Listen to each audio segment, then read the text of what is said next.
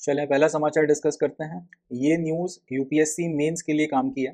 खास तौर पे जो जीएस 3 का पेपर है जिसमें इकोनॉमी के क्वेश्चंस पूछे जाते हैं, वहाँ पर अगर ट्रांसपोर्टेशन से रिलेटेड कुछ आता है, इकोनॉमिक एक्सपेंशन से रिलेटेड अगर कुछ आता है, तो इस न्यूज़ को एक एग्जांपल के तौर पर कोट किया जा सकता है।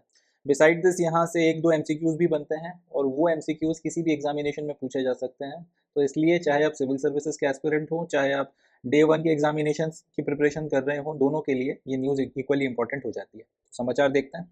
न्यूज़ है first ever free train reach Kashmir, यानी कि पहली बार कश्मीर में मालगाड़ी जो है उसको हम लोगों ने पहुंचाने में सफलता हासिल कर ली है। अब कई लोगों को सुनकर थोड़ा आश्चर्य लगेगा कि पहली फ्री ट्रेन कश्मीर पहुंची है, इसका क्या मतलब है। कश्मीर में तो रेलवे स्टेशन बने हुए हैं और ट्रेनें लगातार आती जाती हैं। तो ये बात सच है कि ट्रेनें आती जाती हैं, मगर वो पैसेंजर ट्रेन हैं, प्लस सिक्योरिटी रीजंस के चलते उसमें भी काफ़ी सख्त चेकिंग होती है, तो ज़्यादा ट्रेन्स वैली को कनेक्ट करती भी नहीं है रेस्ट ऑफ द इंडिया से।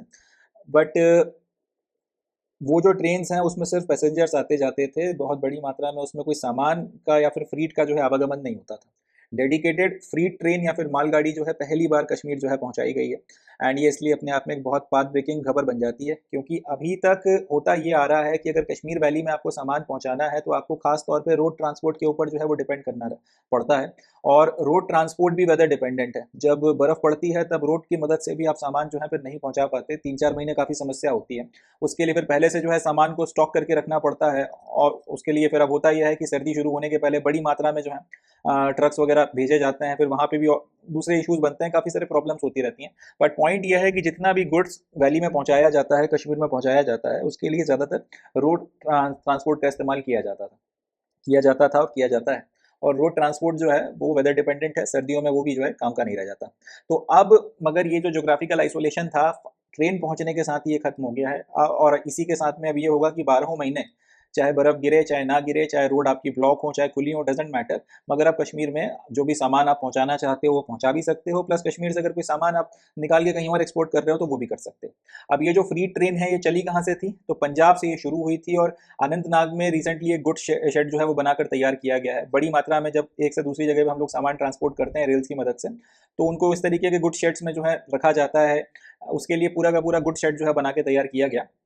अनंतनाग डिस्ट्रिक्ट जो है वैली की वहाँ पर, और पंजाब से इसको वहाँ पे पहुँचाया गया। एंड ये अपने आप में एक बहुत सिग्निफिकेंट कदम हो जाता है, क्योंकि इसी के साथ में वैली जो है, वैली ऑफ कश्मीर, अब फाइनली भारत का जो नेशनल फ्रीट नेटवर्क है, आवागमन, खास तौर पे जो माल ढोने वाली गाड़ियां हैं उनको लाने ले जाने का जो पूरा का पूरा आपका नेटवर्क है। वैसे तो जनरली आपका जो ट्रैक है उसके ऊपर माल गाड़ियां भी चलती हैं और आपकी सवारी गाड़ियां या यात्री गाड़ियां भी चलती हैं, मगर कई ऐसे स्पेसिफिक डेडिकेटेड ट्रैक्स हैं जिसके ऊपर या तो ज़्यादातर हम लोग मालगाड़ियाँ चलाते हैं या फिर सिर्फ मालगाड़ियाँ चलाते हैं। जैसे रिसेंटली आपके फ्रीट कॉरिडोर्स बन रहे हैं, तो उसमें सिर्फ मालगाड़ियाँ ही चलेंगी। इस तरीके का आपका जो पूरा का पूरा एक नेशनल फ्रीट नेटवर्क बनाया है, जिसकी मदद से एक से दूसरी जगह सामान जो है उसका आवागमन आसानी से हो सके और जल्दी से जल्दी हो सके। फाइनली अब कश्मीर की जो घाटी है, वैली है, वो भी इसके साथ में इंटीग्रेट हो गई है। और 12 महीने अब अगर आपको कोई फ्रीट का सामान, कोई मालगाड़ी, कोई सामान भर के कश्मीर पहुंचानी है तो वो भी आप इस नेटवर्क के थ्रू कर सकते हैं।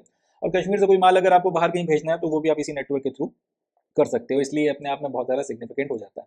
अच्छा, रेलवे की मदद से सामान पहुँचाने के कुछ सोशल एडवांटेजेस भी होते हैं।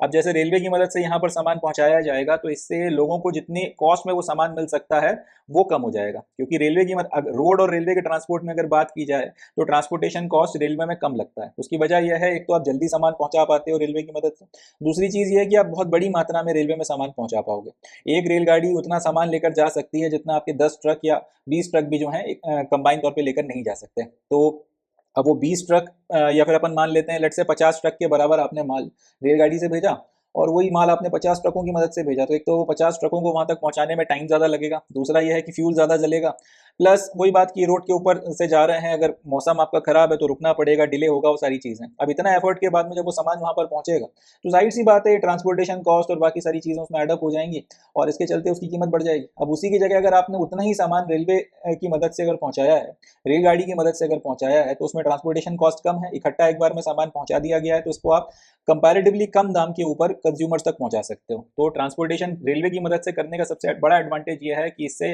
जो वहाँ के लोकल लोग हैं उनके लिए सामान जो भी जा रहा है उसकी कॉस्ट कम हो जाएगी, और ये अपने आप में एक बहुत बड़ा गेम चेंजर साबित होगा वैली की जो फ्रूट इंडस्ट्री है उसके लिए। आप लोगों को पता ही होगा कि कश्मीर में प्राइमरीली एप्पल की खूब खेती होती है। एप्पल हो गया, सैफरॉन हो गया, इस तरीके की जो आपकी चीज़ें हैं इनको खूब उगाया जाता है। तो अब ये जो एप्पल्स हैं प्राइमरीली ये ट्रक्स के माध्यम से पहले जम्मू आते हैं और उसके बाद में फिर ये कहीं पर भी आपके एक्सपोर्ट होते हैं।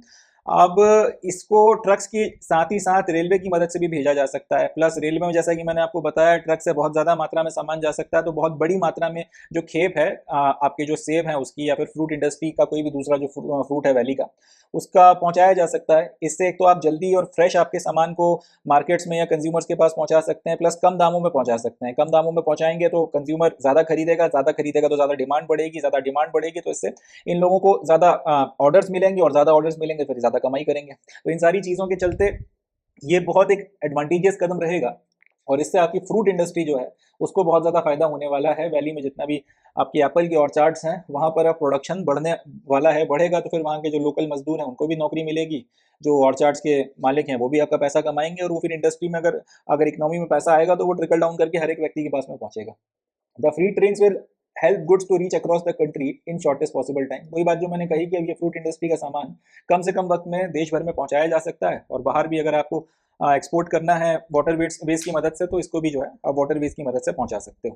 तो इस तरीके से ये अपने आप में एक बहुत गेम चेंजर कदम है, और इससे सही मायनों में जो है वैली का इंटीग्रेशन पूरे देश के साथ में हो सकेगा। जोग्राफिकल आइसोलेशन और ये जो सीजनल आइसोलेशन होता है जिसके चलते काफ़ी समस्याएं आती हैं उसमें भी अब कमी हमको देखने को मिलेगी। यहाँ से एक एमसीक्यू और बनकर तैयार होता है कि अगर हम लोग ट्रांसपोर्टेशन के माध्यमों की बात करें तो सबसे चीपेस्ट जो मोड ऑफ ट्रांसपोर्ट होता है जिससे हम लोग बल्क में सामान भेज सकते हैं वो कौन सा होता है, तो हमको याद रखना है वो है वाटरवेज।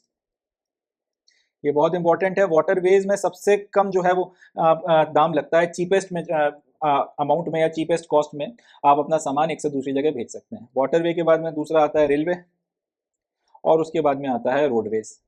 ये एक एमसीक्यू यहाँ से बन के तैयार होता है कि अगर आपको एक से दूसरी जगह पॉइंट ए से लेके पॉइंट बी, और जो अच्छे खासे सिग्निफिकेंट डिस्टेंस में है अगर आपको सामान भेजना है तो फिर कौन से मोड से भेजने पर आपको सबसे ज़्यादा कीमत चुकानी पड़ेगी और कौन से मोड से भेजने पर सबसे कम कीमत चुकानी पड़ेगी। दूसरे शब्दों में इससे एक पॉइंट ए से पॉइंट बी पे आप किस माध्यम से भेजोगे कि आपका जो प्रोडक्ट है एंड कस्टमर के हाथ में वो चीपेस्ट रहे और उसमें कॉस्टलीस्ट रहे। तो जवाब हो जाएगा वाटर वे से भेजा तो चीपेस्ट रहेगा, और रोड वे से भेजा तो कॉस्टलीस्ट रहेगा। इस हिसाब से आप इस तरीके के एमसीक्यू को जवाब दे सकते हैं।